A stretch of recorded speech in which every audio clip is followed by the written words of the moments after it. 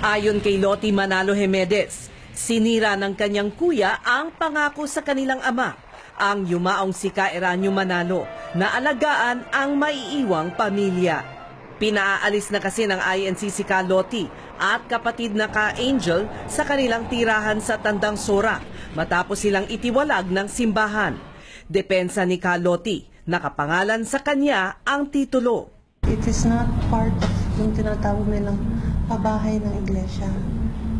This is bahay ng tatay namin, yung compound for the family. So sabi nila wala kami karapatan doon. Actually we do. Kasi angkan kami ng sugo.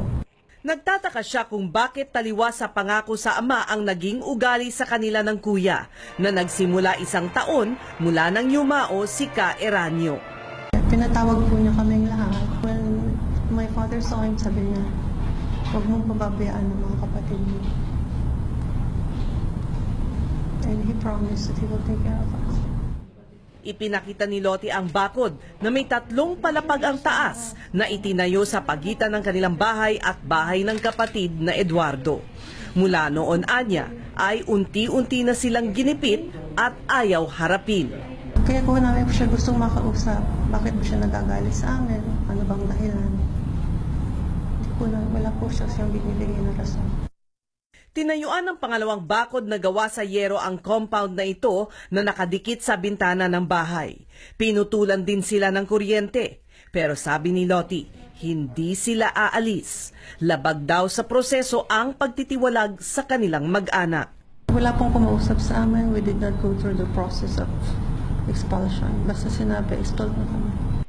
Ayaw niyang magsalita tungkol sa anomalya dahil mas may impormasyon daw ang kanyang mga kapatid na sina Ka Angel at Ka Mark.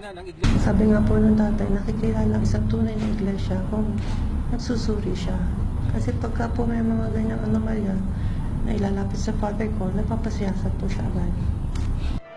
Isa lang ang mensahe niya sa kanyang kuya na si Ka Eduardo. Sana po kausapin niya mami namin. Mga volunteers ang nagbabantay ngayon kay Ka Lottie na naghahati din sa kanya sa mga hearing. Sabi niya, may banta sa kanyang buhay at ang unang binantaan ay ang kanilang ina na si Ka Tenny. Meron pong mga threats, meron pong mga intelligence report na tanggap ang brother ko pertaining to that.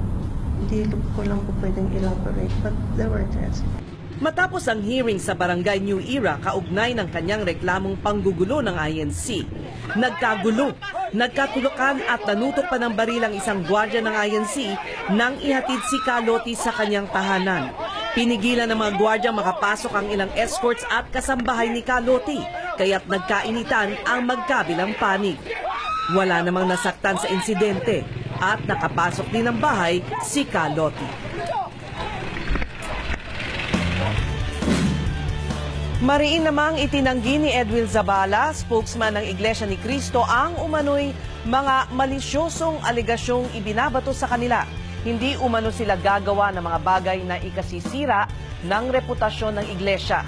Tiwala rin umano sila sa prosesong legal at naniniwala silang lalabas ang buong katotohanan.